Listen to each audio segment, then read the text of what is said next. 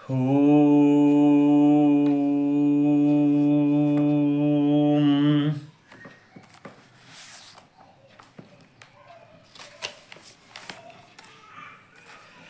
नमो ज्ञानस्वरूपाय परमात्मस्वरूपिणे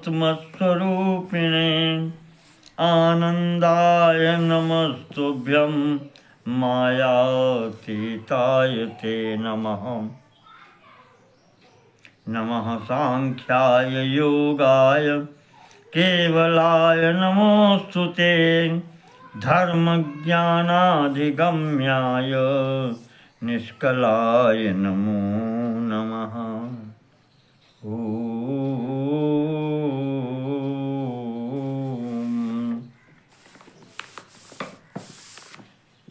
श्री कूर्म पुराण के अंतर्गत पिछले भाग में हमने भगवती के महात्म्य की चर्चा की, आदि शक्ति के, जगदम्बा के महात्म्य की चर्चा की और दक्ष पुत्रियों के जो परिवार हुए उनकी संतति, उनके वंश की चर्चा की। अब स्वयंभू मनु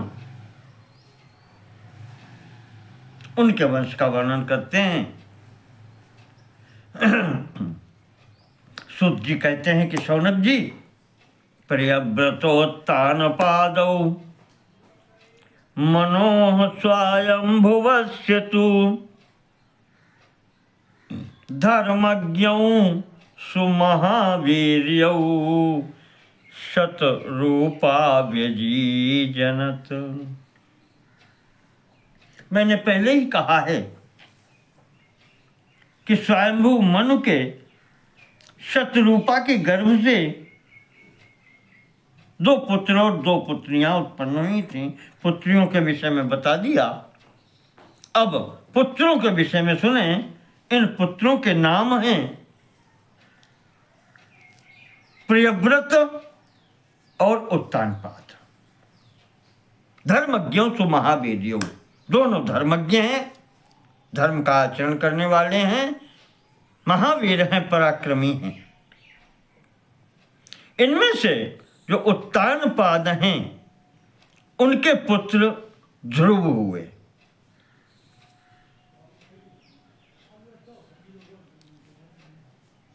ये भगवान विष्णु के परम भक्त हुए और अपनी तपस्या के बल से ध्रुव पद की प्राप्ति की। इन ध्रुव के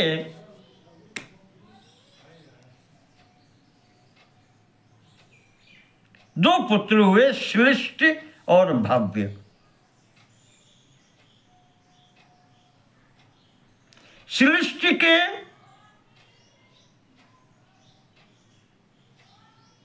5 पुत्र हुए।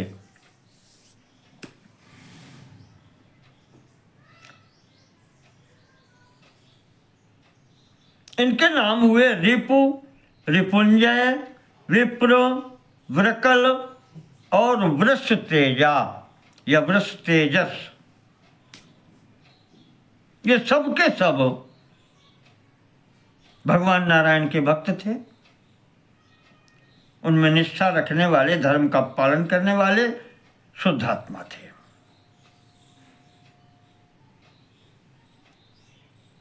इनमें जो सबसे बड़े हैं रिपु, उनकी पत्नी का नाम था बृहति और उनके पुत्र चक्षुष हुए। इन चक्षुष ने प्रजापति वीरण की जो पुत्री थी पुष्करणी, उनसे विवाह किया और इनकी जो संतान हुई चक्षुष की, वो चाक्षुष कहलाई। और ये चाक्षुष भी आगे चल करके मनु हुए।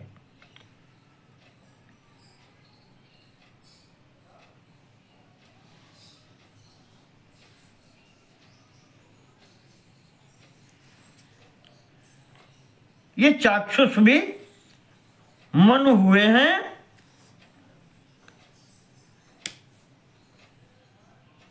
और इन चाक्षुष मनु के 10 पुत्र हुए आगे। उरु, पुरु, शतद्युम्न, तपस्वी, सत्यवाक, शुचि, अग्निष्टुत, अतिरात्र, सुद्युम्न तथा अभिमन्युक। सबसे बड़े जो उरु हैं उनकी पत्नी का नाम आग्नेयी था और इन्हीं आग्नेयी के पुत्र अंग हुए। अंग, सुमनस, स्वाति, क्रतु, अंगिरस एवं शिव 6 पुत्र हुए। यही महाराज अंग हैं श्रीमद् भागवत के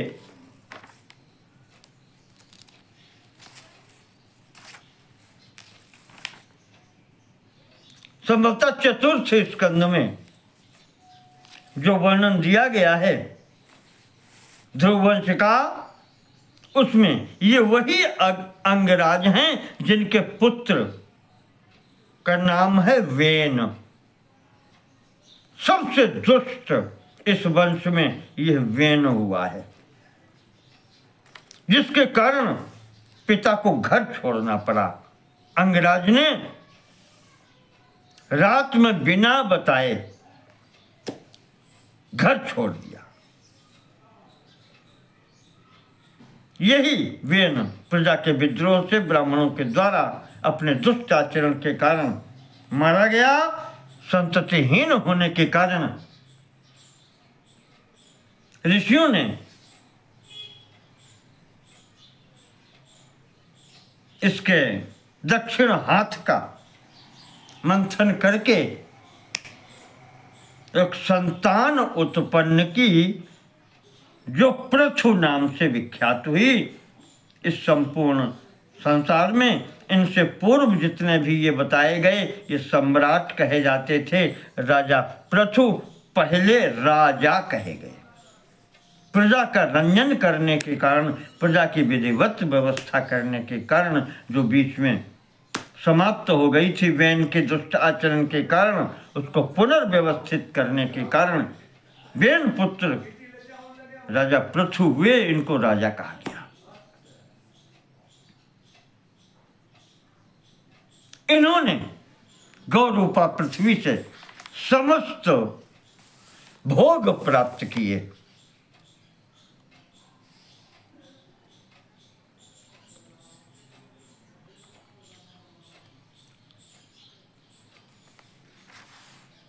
इन्हीं ने, महाराज पृथु ने वेन पुत्रस्य वितते पुरा पैतामहे मखे विस्तृत पितामह यज्ञ की है इन्होंने।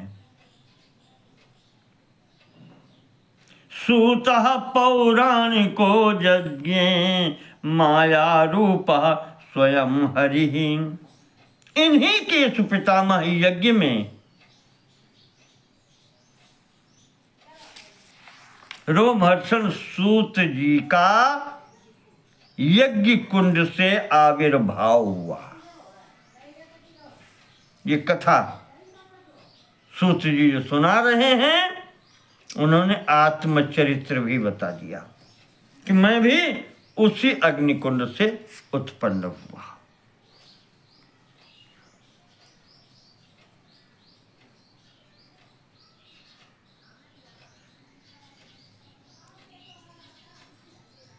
और व्यास जी की कृपा से मुझे पुराण वाचन का कार्य प्राप्त हुआ।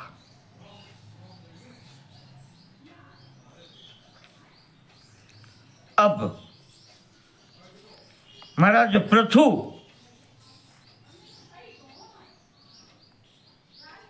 ने भगवान की आराधना की तो भगवान की कृपा से उनको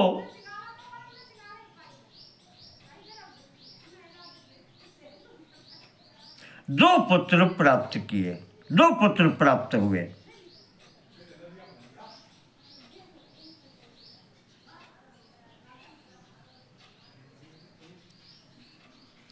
दो पुत्र हुए, एक का नाम शिखंडी और दूसरे का नाम हविर्धान हुआ। शिखंडी का पुत्र सुशील हुआ,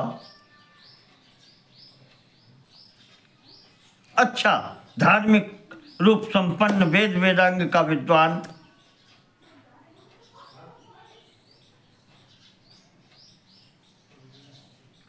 इसने आगे चल करके तपस्या करते हुए फिर संन्यास ग्रहण कर लिया।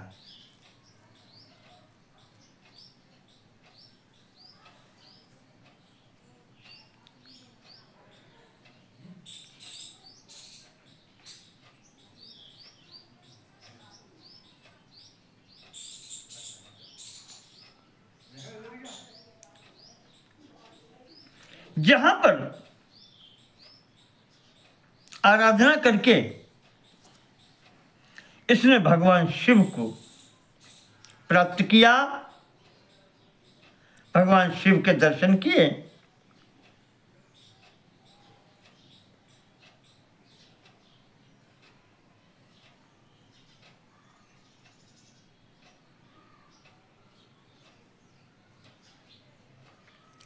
शिव जी ने प्रसन्न होकर के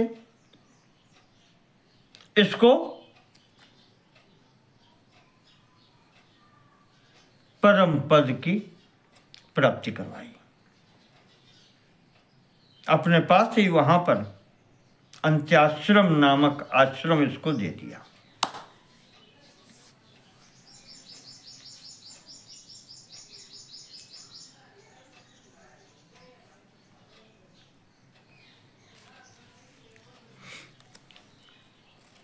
इस प्रकार से यहां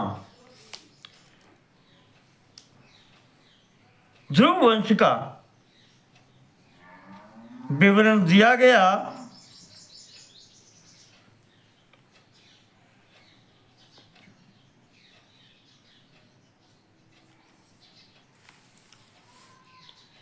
इधर जो दूसरे पुत्र हैं हविर्धान, हविर्धान के पुत्र हुए राजा प्राचीन वर्षी। वर्णन आया है श्रीमद् भागवत में चतुर्थ स्कंध में।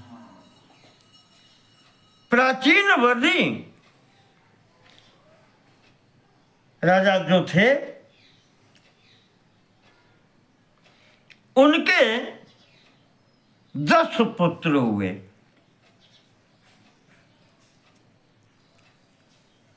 ये 10 पुत्र प्रचेता कहलाए। 10 पुत्रों को एक ही नाम, इतना प्रेम करते थे, एक साथ रहते थे।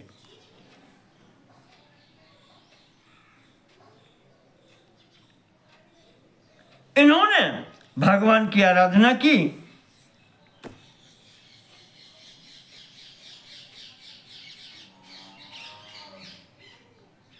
और इन सभी 10 के एकमात्र पुत्र हुए जो प्राचेतस कहलाते हैं।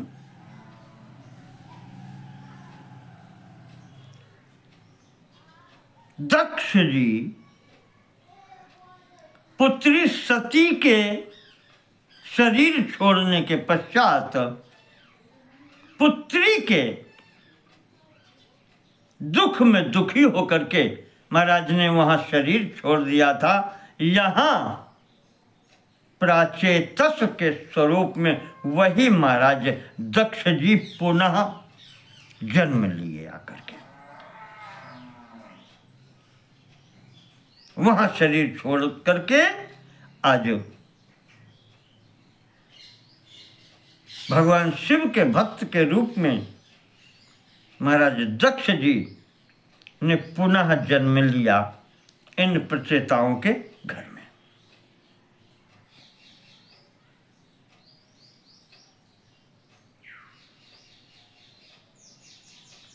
इस प्रकार से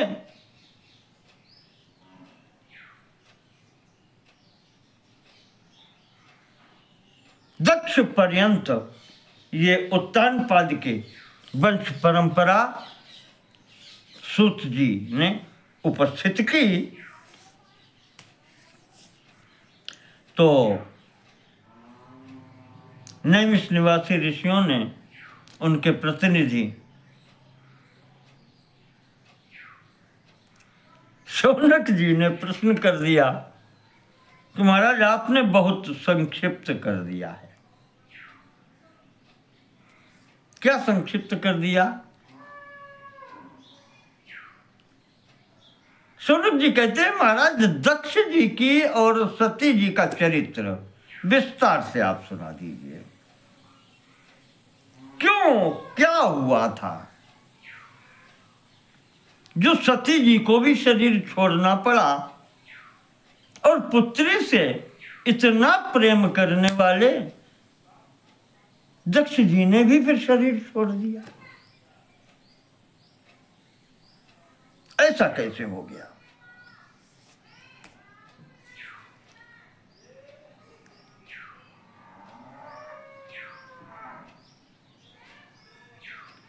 तो सूत जी कहते हैं कि वक्षे नारायणेनोक्तम पूर्वकल्पानुसंगिकम त्रिकालबद्धम पापघ्नम प्रजा सर्गस्य विस्तरम। पूर्व कल्प में जो भगवान नारायण ने ऋषियों को उपदेश दिया था,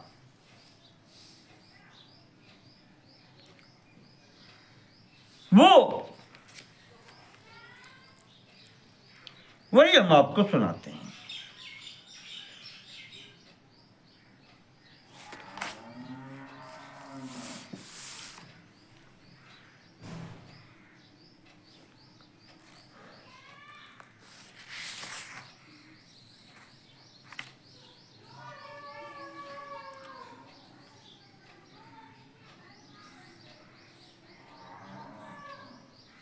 यहां पर सूत जी कहते हैं एक बार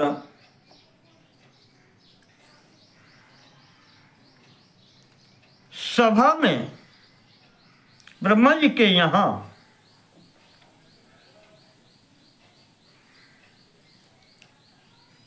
दक्ष प्रजापति पहुंचे तो सभी देवता उनके सम्मान में उठ खड़े हुए। त्रिमूर्तियों को छोड़ करके, ब्रह्मा, विष्णु और शिव जी को छोड़ करके सभी सम्मान में उठ खड़े हुए। ब्रह्मा जी तो पिता है, उसका बुरा नहीं लगा। दक्ष जी को विष्णु का भी विशेष सम्मान है, वो ब्रह्मा जी के भी पिता जाने जाते हैं, इसलिए उनका भी बुरा नहीं लगा। पर अपनी पुत्री सती का विवाह शिवजी के साथ करने के कारण इन्हें यह अपमानमय लगा कि शिव जी ने ये तो मेरे जामाता हैं, ये तो मेरे पुत्र वत्स हैं, तो इन्होंने मेरा सम्मान नहीं किया, इस कारण बुरा लग गया।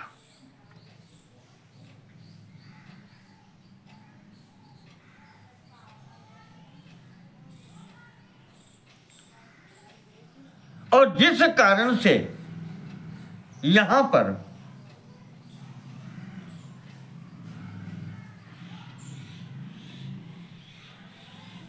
शिव पुराण के अनुसार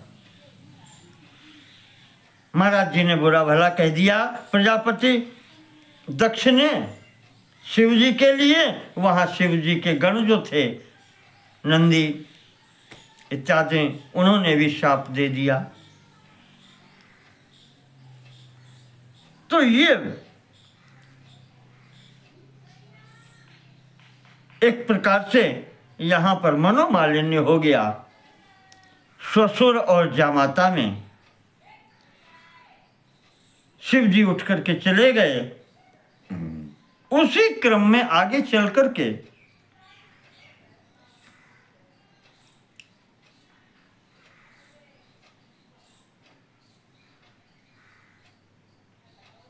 सप्तः शंभुना पूर्वम दक्षः प्राचेतसो नृपः।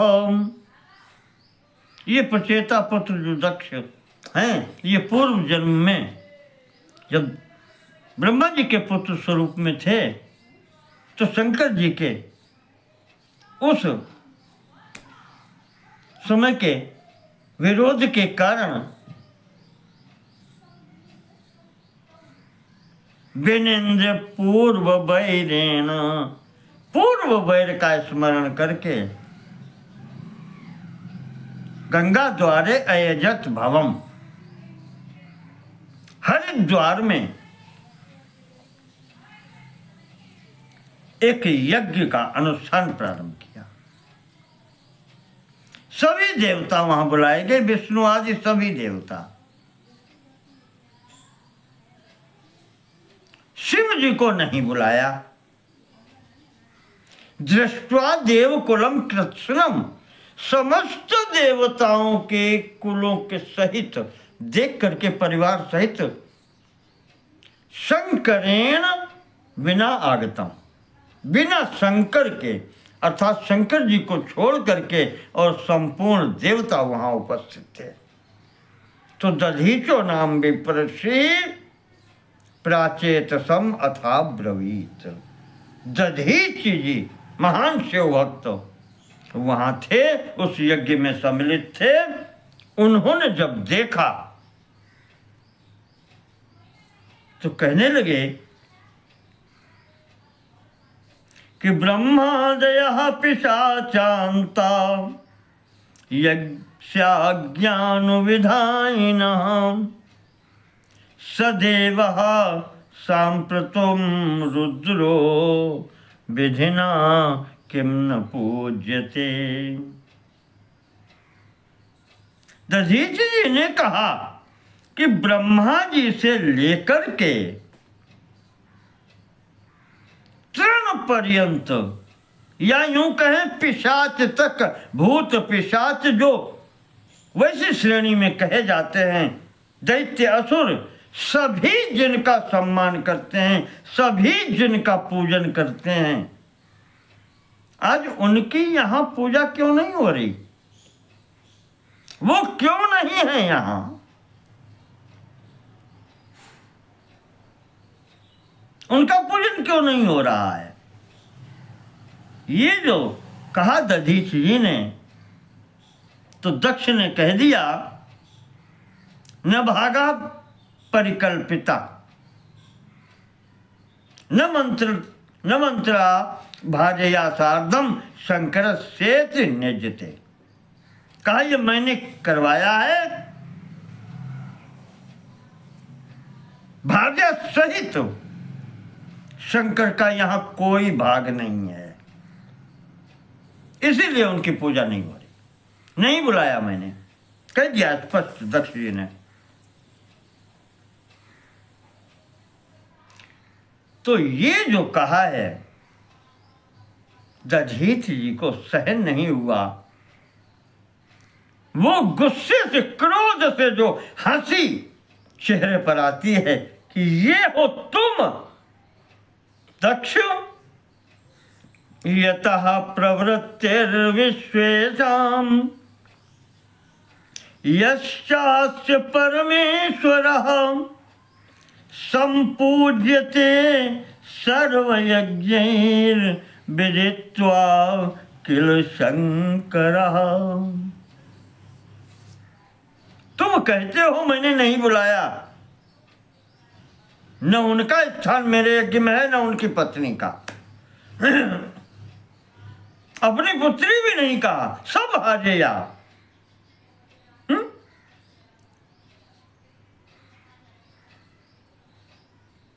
पत्नी सहित तो मैंने उनका बहिष्कार कर दिया, नहीं बुलाया, इसीलिए नहीं पूजा होती। दधीच जी कहते हैं कि दक्ष, जिनके द्वारा यदा प्रवृत्तिर विश्व एषाम, इस विश्व की प्रवृत्ति जिनसे हुई है, इस सृष्टि की उत्पत्ति ही जिनसे हुई है, और यश्चास्य परमेश्वर, अस्य परमेश्वरा, यह जो इसका परमेश्वर है जो संपूर्ण शक्तिमान है, जो सबका नियंता है, ईश्वर है। संपूर्ण यज्ञों से उसी की तो पूजा होती है, और तुमने उसका ही बहिष्कार अगर कर दिया तो तुम्हारी ये यज्ञ यज्ञ ही नहीं है।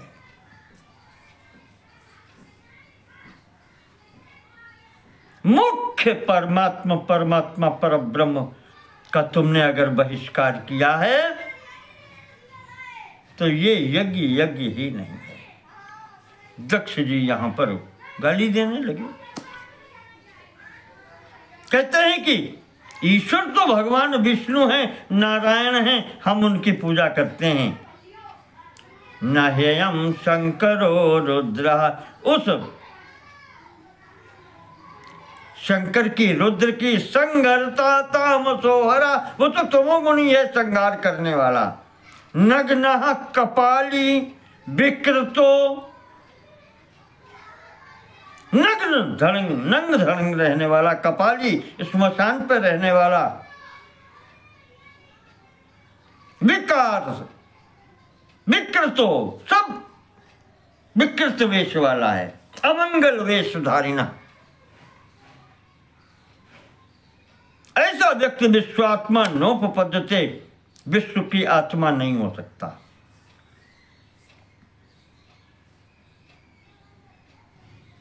ईश्वरो ही जगत सृष्टा प्रभु नारायण परात, वो भगवान नारायण ही इसकी सृष्टि करने वाले हैं, उसी वही रक्षा करने वाले हैं, उनकी ही पूजा की जाती है।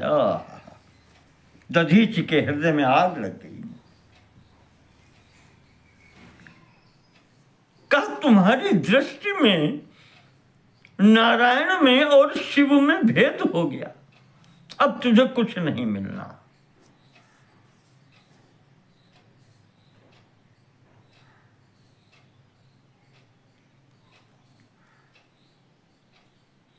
एकमात्र परमात्मा शक्ति ही तीन रूपों में आती है,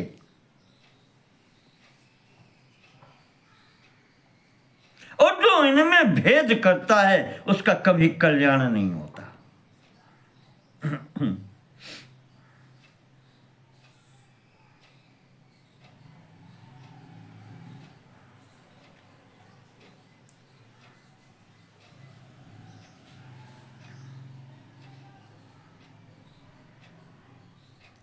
और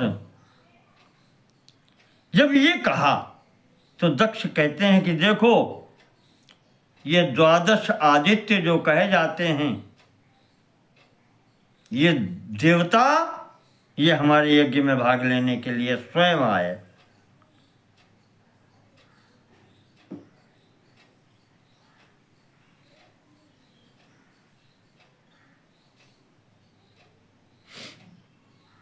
ये सब आदित्य कहे जाते हैं।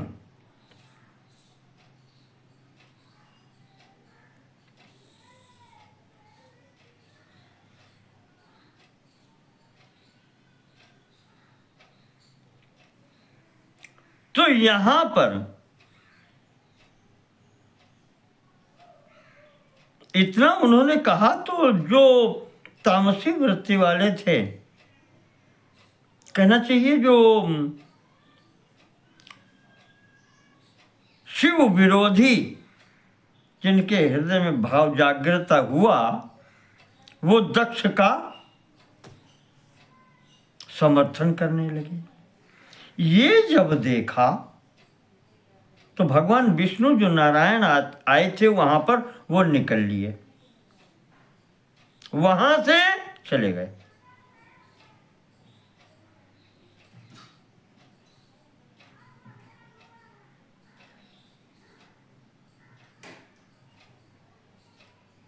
जब वो वहां से निकल गए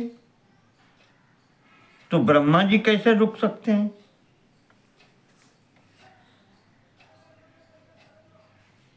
वो भी निकल गए, ब्रह्मा जी भी अंतर्धान हो गए।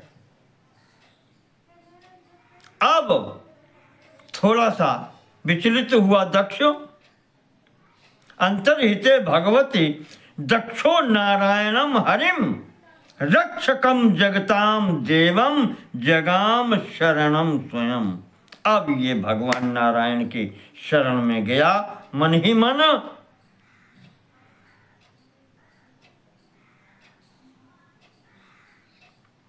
जो शरण में गया तो अब भगवान विष्णु को आना पड़ा। इधर इसने यज्ञ प्रारंभ की।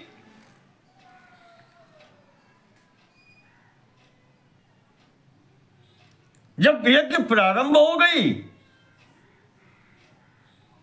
तो दधीच जी ने फिर कह ही दिया, पुनः प्राह चितम दक्षम दधीचो भगवान ऋषि।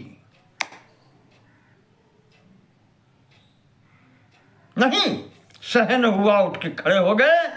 कहा, दक्ष अपूज्य पूजने चैव, जहां अपूज्य की पूजा होती है, पूज्यानाम चाप्य पूजने, और जहां पूज्य व्यक्तियों की निंदा होती है, उनका सम्मान नहीं होता है, और जो ऐसा करता है नरः वो व्यक्ति पापम अवाप्नोति महत् वैनात्र संशया स नरा महत् पापम अवाप्नोति। वो व्यक्ति जो पूजनीय की पूजा न करके अपूज्य व्यक्ति की पूजा करता है,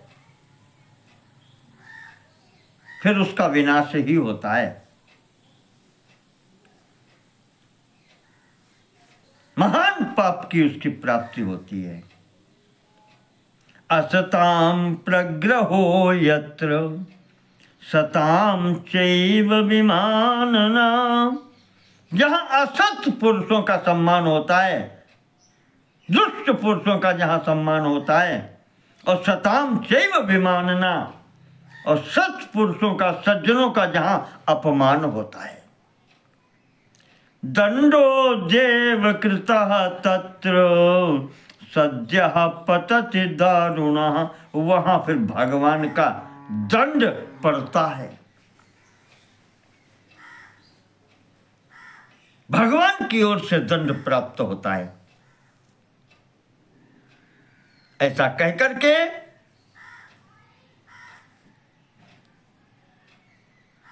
महाराज दधीच जी वहां से चले गए। ये शाप दे दिया, अपूज्यों का पूजन करने वाला और पूजनीय का पूजन न करने वाला महान पाप का भागी होता है, और दुष्टों का, दुर्जनों का आदर करने वाला और सत्पुरुषों का अनादर करने वाला व्यक्ति कभी सुखी नहीं हो सकता। उसके ऊपर भगवान का दंड पड़ता जरूर है।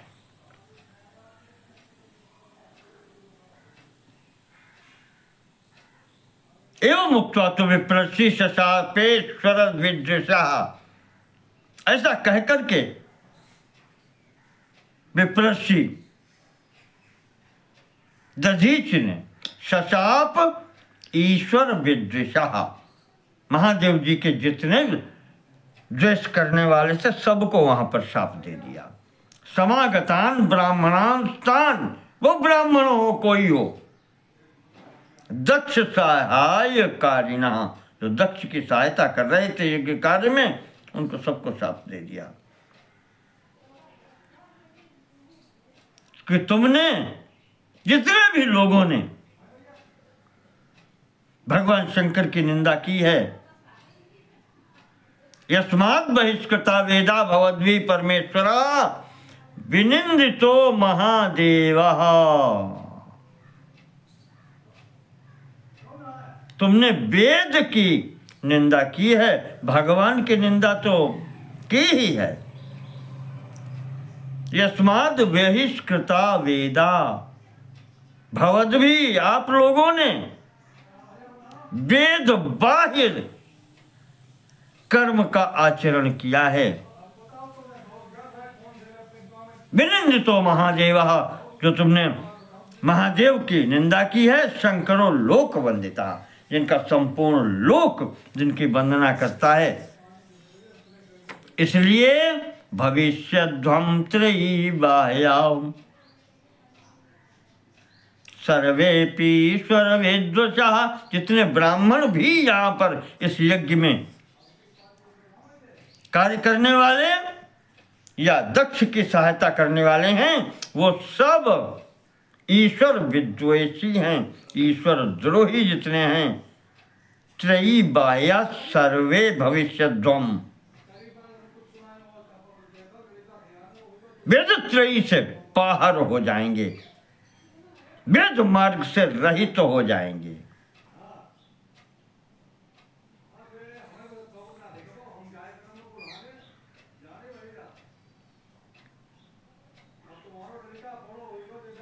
प्राप्य घोरम कलियुगम कलिजयी किल पीड़िता, और तुम सब कलयुग में जाकर के घोर कष्ट प्राप्त करोगे।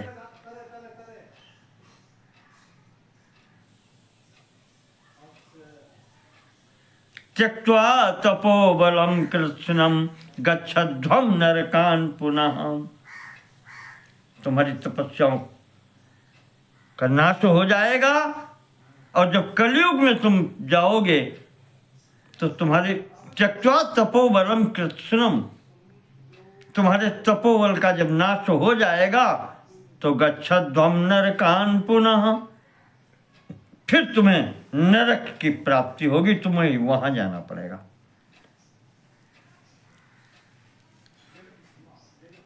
भविष्यति ऋषिकेशः स्वाश्रितो पिपरांगमुखा, कितने भी बड़े तुम्हारे भक्त क्यों न हो, नारायण भक्त क्यों न हो, भगवान नारायण भी तुम्हारी कोई सहायता नहीं करेंगे, क्योंकि तुमने भगवान शंकर से द्वेष किया है। भगवान की स्पष्ट वाणी है कि मेरे में और शिव में कोई अंतर नहीं है। जो शिव हैं वही विष्णु हैं, जो विष्णु हैं वही शिव हैं। ऐसा कहकर के वहां से दधीच जी वहां से चले गए। नियम है, मानस में गोस्वामी जी ने भी लिखा है कि काटिय जीव तासु जो बसाई, और श्रवण मूंदी न तो चलिए पराई।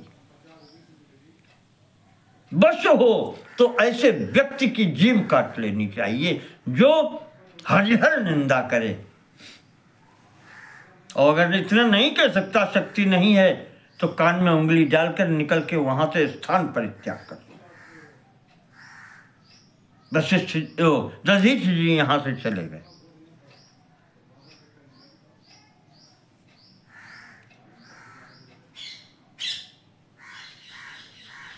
उधर भगवती सती जी ने अपने पति शंकर जी से कहा कि पिताजी यज्ञ कर रहे हैं,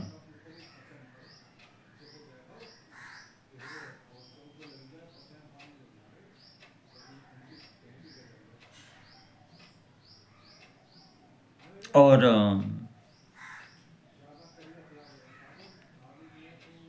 ये एकांत की बात है।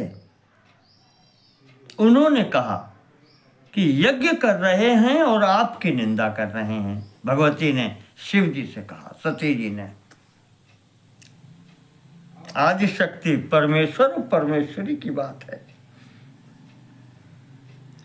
कहा मेरे पिता हैं तो क्या हुआ, आपकी निंदा हो रही है। तो शिव जी कहते हैं तो क्या हुआ। कहा प्रभु अनुशासन भंग हो रहा है, और कोई बात नहीं है, आपकी कोई निंदा क्या करेगा, पर संसार का जो अनुशासन है वो भंग हो रहा है। तो मैं एक वरदान अब आपसे मांगती हूं। भगवान कहने लगे क्या बताओ, क्या चाहिए? कहा विनाशयासु तम यज्ञम वरम एकम वृणोम्य हम। मैं यही आज वरदान चाहती हूं कि आप उस यज्ञ का विध्वंस करते हैं जहां आपकी पूजा नहीं होती, आपके सम्मान जहां पर नहीं हो रहा है। पर ब्रह्म परमात्मा का जहां सम्मान न हो, यज्ञ कैसी? बस यही है।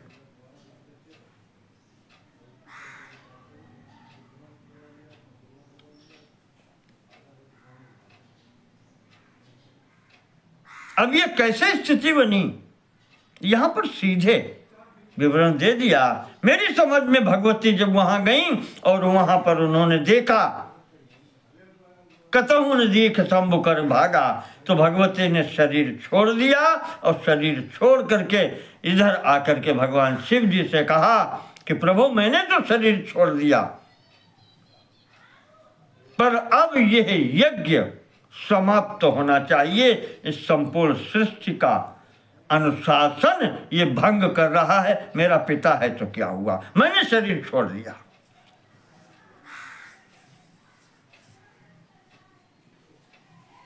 ये जो कहा,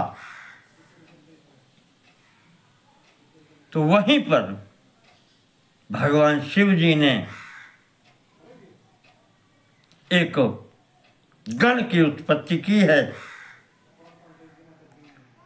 ससर्ज सहसा रुद्रम दक्ष यज्ञ जिघांसया। दक्ष यज्ञ विध्वंस के लिए भगवान ने एक विशेष सृष्टि की। कैसी? सहस्र शीर्ष पादम च सहस्राक्षम महाभुजम सहस्र पाणिम दुर्धर्षम युगांतानल सन्निभम दंष्ट्राकरालम दुष्प्रेक्षम शंख चक्र गदाधरम दंडहस्तम महानादम सांगिनम भूतिभूषणम वीरभद्र इति ख्यातम देव देव समन्वितम। संपूर्ण देवताओं के सारांश रूप में वीरभद्र नाम का एक गण उत्पन्न हुआ। उसकी सृष्टि की भगवान भोलेनाथ ने, जिसके हजारों सिर हैं, हजारों पैर, हजारों आंखें, हजारों भुजाएं। वो घोर स्वरूप है जिसकी ओर देख नहीं सकता कोई। वो हाथ जोड़ के समक्ष खड़ा हो गया। कहा प्रभु आज्ञा। भगवान ने कहा जाओ दक्ष यज्ञ का विध्वंस करो। हरिद्वार में, गंगा द्वार में वो यज्ञ कर रहा है। विनिंद माम स यजते गंगा द्वारे गणेश्वर।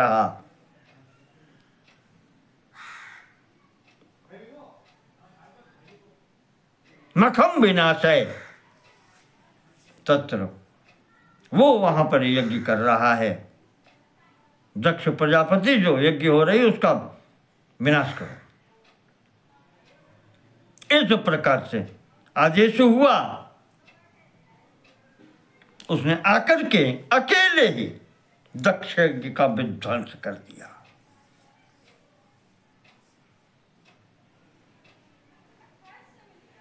जितने वहां पर थे दक्ष समर्थक, सबको विधिवत दंड दिया।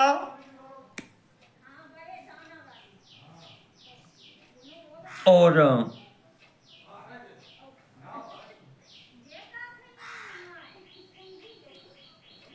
यहां तो आया है कि वीरभद्र ने वहां पहुंच करके कहा कि हमें आहुति दो, मैं अपना हिस्सा लेने आया हूं।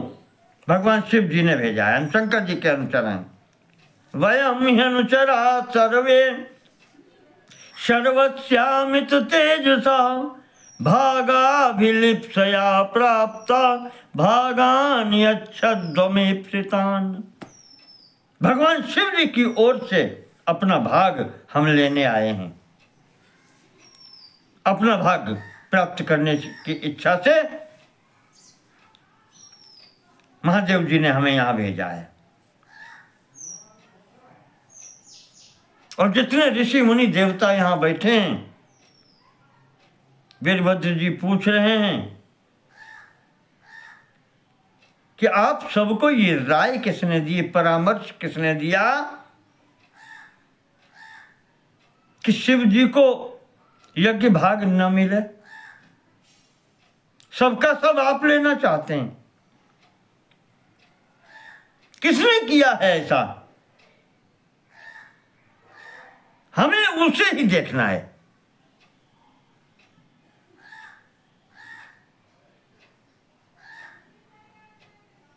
यो आज्ञापयति तम वेत्स्यामो वयम। मैं उनको जानना चाहता हूं कौन है ऐसा कि जिसने आपको ये आज्ञा दी है कि हमारे स्वामी का भाग समाप्त कर दो यज्ञ में।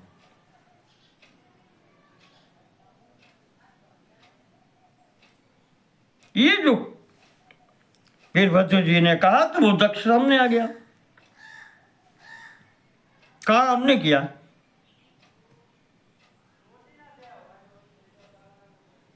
हमारे देवा उचुर यज्ञ भागे नच मंत्रा इति प्रभुम।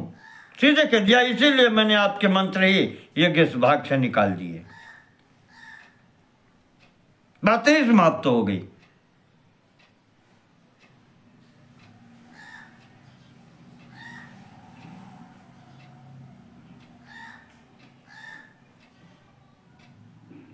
ये जो कहा तो वो जो मंत्र थे शिव जी से संबंधित, वो आकर के मूर्छमान स्वरूप में खड़े हो गए। कहने लगे,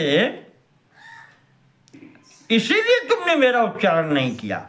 हाँ,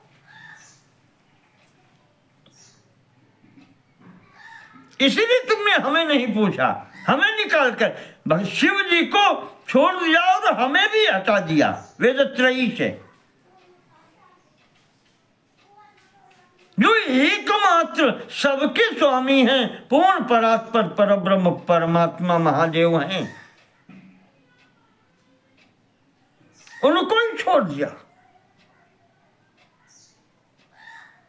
तो हम क्या करेंगे यहां पर?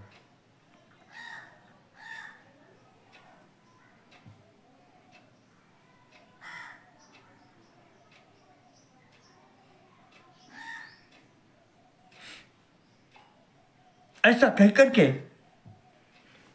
उन्होंने गवाही दे दी वहां पर वीरभद्र के सामने। मंत्र चले गए वहां से फिर कह के कि जब तुमने इस कारण से परित्याग हमारा भी कर दिया तो हमारा काम क्या है यहां पर? वेद भी छोड़ के चले गए।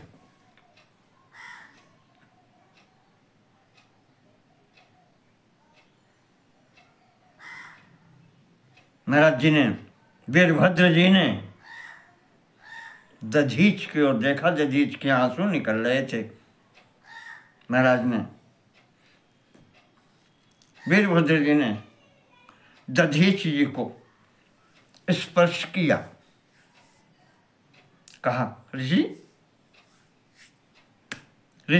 चिंता मत करो, मैं आ गया। इन लोगों ने गर्व के कारण, घमंड के कारण वेदों का प्रमाणत्व तो अस्वीकार कर दिया।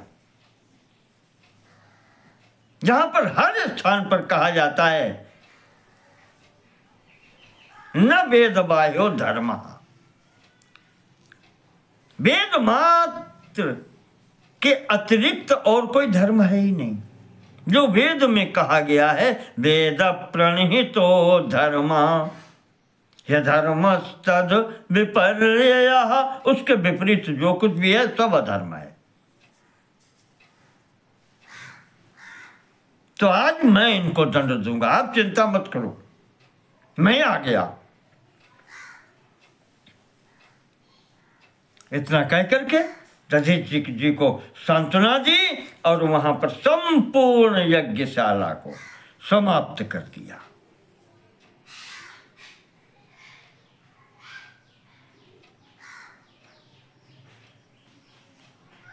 पूषा देवता के दांत तोड़ दिए गए, भग देवता के नेत्र नोच लिए,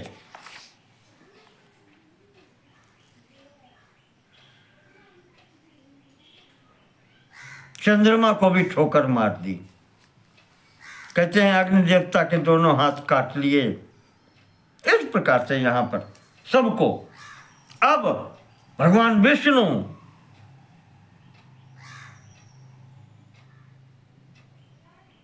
सामने, अब रक्षा के लिए तो वो शरण में गया था दक्ष, तो क्या करें, खड़ा तो होना ही है। विष्णु जी को जो देखा, वीरभद्र जी ने मुस्कुराए और उनको वहीं स्तंभित कर दिया। महाराज जी चक्र से उंगली में नाच रहा, खड़े, कोई प्रहार नहीं कर पा रहे।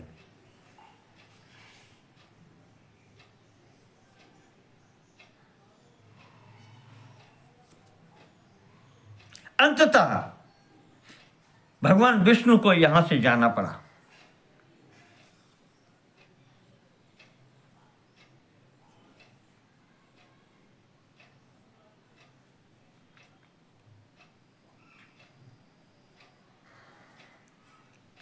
कहते हैं भगवान विष्णु को छोड़कर गरुड़ जी भाग गए। विसृज्य माधवम वेगात् तदद्भुतमिवाभवत् तान् दृष्ट्वा गरुड़ो धीमान् पलायत महाजवा। वो जो वेग वीरभद्र जी का देखा है, तो गरुड़ जी विष्णु जी को छोड़ के भाग गए।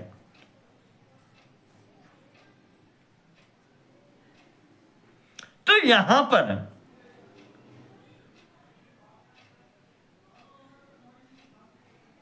ब्रह्मा जी आ गए। ब्रह्मा जी ने दोनों को रोका। उधर महाराज वीरभद्र ने दक्ष जी का सिर तोड़ करके यज्ञ कुंड में हवन कर दिया। ये स्थिति हो गई, दे दिया दंड सबको। ब्रह्मा जी आ गए, स्थगित कराया नारायण के और इनके बीच का कलह वीरभद्र जी का। फिर शिव जी भी आ गए, सबने उनकी प्रार्थना की।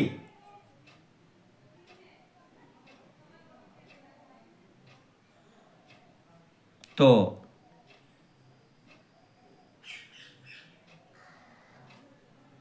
यहीं पर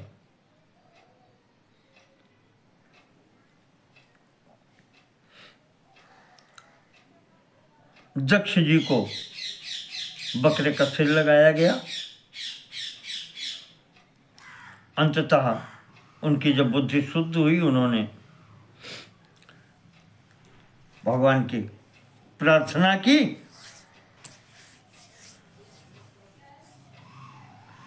और यहाँ से भगवान फिर अपने स्थान को चले गए। महादेव अंतर्हिते महादेवे शंकरे पद्म संभवा व्याजहार स्वयं दक्षम अशेष जगतो हितम।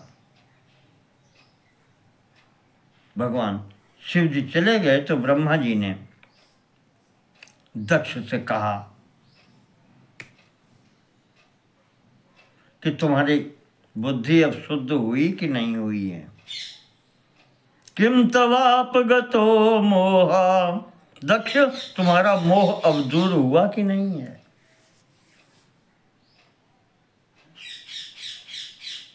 और अगर तुम्हारा मोह दूर हो गया हो तो भगवान ने जो आज्ञा दी है उसका पालन करो।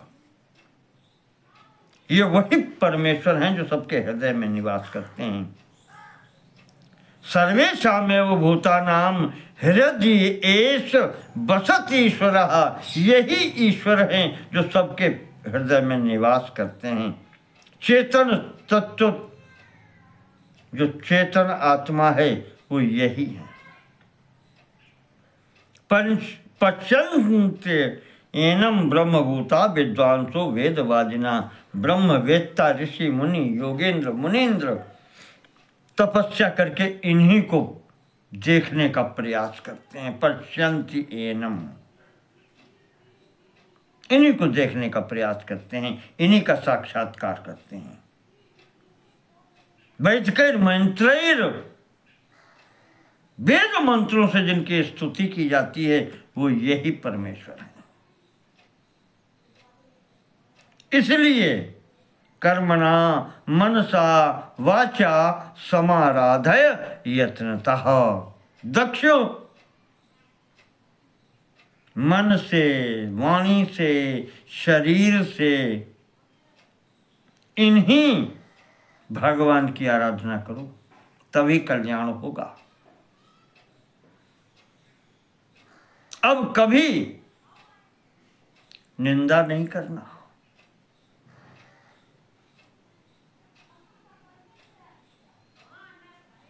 भगवान के तो छोड़ लो, किसी व्यक्ति की निंदा भी, भवन्ति सर्वदोषाय निंदकस्य क्रियायतः, निंदक जो होता है उसके समस्त क्रियाएं निष्फल हो जाती हैं। और तुमने तो सीधे सीधे परमेश्वर की निंदा की है।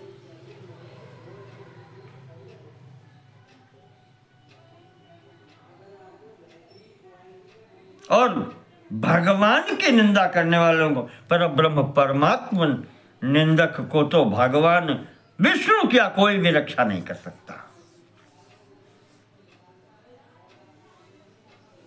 वेदानुवर्तिनो रुद्रम देवम नारायणम तथा, जो वेदानुवर्ती है, जो वेद मार्ग का अनुसरण करने वाले हैं, वो जानते हैं रुद्रम नारायणम तथा, भगवान रुद्र और भगवान नारायण एक ही भावेन पश्यन्ति, दोनों को एक ही भाव से वो देखते हैं। ये दो हैं ही नहीं, एक ही है, उसके दो स्वरूप हैं। जो इस प्रकार से देखते हैं, मुक्ति भाजो भवन्ति ते, वही मुक्ति पद के अधिकारी होते हैं, और कोई नहीं। जो इनको अलग मानते हैं, मन्यन्ते ये जगद योनिम विभिन्नम विष्णुमीश्वरात्, जो ईश्वर से भिन्न या विष्णु से भिन्न ईश्वर को, महादेव को जानते हैं, तो मोहादवेद निष्ठत्वात्, वो मोहित चित्त वाले व्यक्तित्व, अवेद निष्ठत्वात्, वो वेद निष्ठा वाले नहीं हो सकते, वेद बाहरी आचरण करने वाले होते हैं। ते यान्ति नरकम नरा, और ऐसे व्यक्ति फिर नरक में ही जाते हैं। यो विष्णु सा स्वयं रुद्रो, जो विष्णु हैं वही रुद्र हैं। यो रुद्र स जनार्दन, और जो रुद्र हैं, जो शिव जी हैं, वही जनार्दन हैं, विष्णु हैं।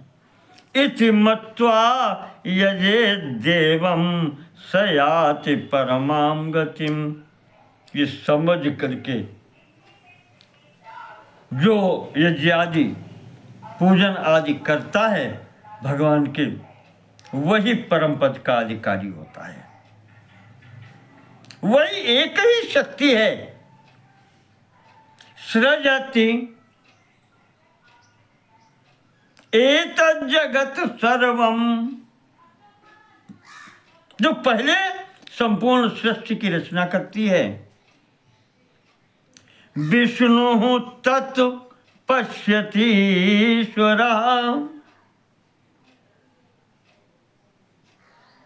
और विष्णु स्वरूप से जो इस सब को देखता है, देख रेख करता है, रक्षा करता है।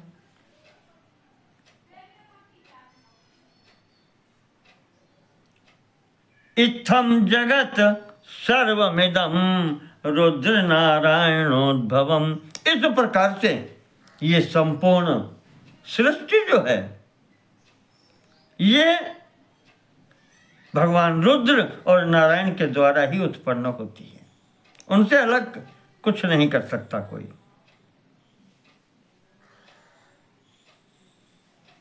तस्मात् त्यक्त्वा हरेर निंदाम, इसलिए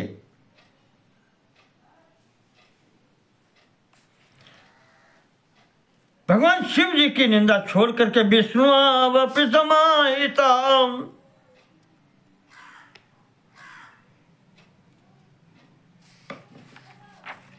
जो व्यक्ति शिव निंदा करता है और भगवान विष्णु की भक्ति करता है उसे कुछ प्राप्त नहीं होता है। ब्रह्मा जी कहते हैं इसलिए शिव जी की निंदा छोड़ करके तब भगवान विष्णु का ध्यान करो तो लाभ हो सकता है। समाश्रयेन महादेवम शरण्यम ब्रह्मवादिनाम, और विष्णु की शरण भी तभी प्राप्त होगी जब महादेव का आश्रय ग्रहण करोगे। बिना शंकर भजन बिना नर भगति न पावई मोरी, ये सिद्धांत है।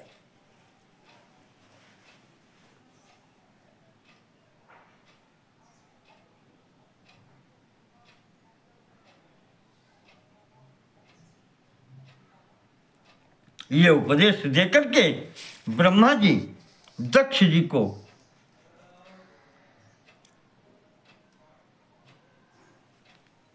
भगवान के समक्ष लेकर के गए। समस्त ऋषि मुनि क्षमा मांगते हैं भगवान से, क्या करेंगे, शाप तो हो ही गया है।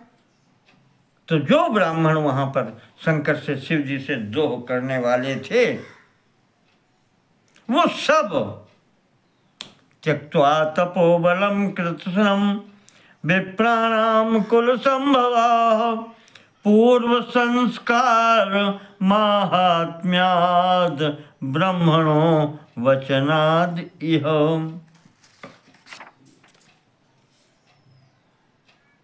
दुषंतो मोहिता देवम संभवुः कलिश्वथ, वो जो ब्राह्मण जिनको शाप लगा है दधीचि का वो सब आकर के कलयुग में उत्पन्न होते हैं, ये बताया गया है यहाँ पर।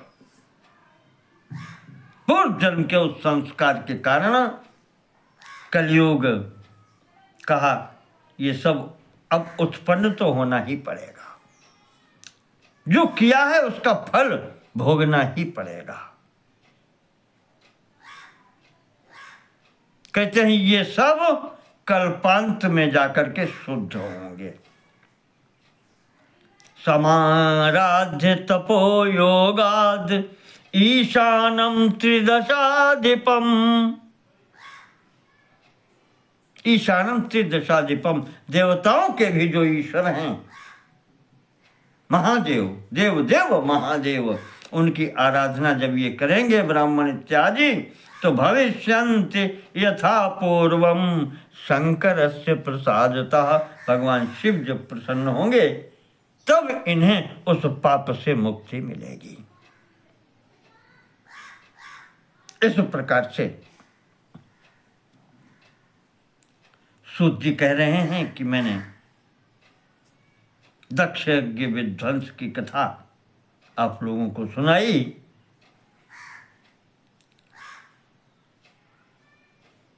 और इससे आगे की बात अब अगले भाग में करेंगे। ये पुनः आता है, दक्ष कन्याओं का पीछे स्थिति भी बताई गई, और यहाँ अब आगे ये दक्ष जी का जो पुनर्जन्म है, प्राचेतस दक्ष जो आए हैं, इनकी पुत्रियां जो हुई हैं उनके संतति की समीक्षा की जाएगी अगले भाग में। कितनी संतानें हुई।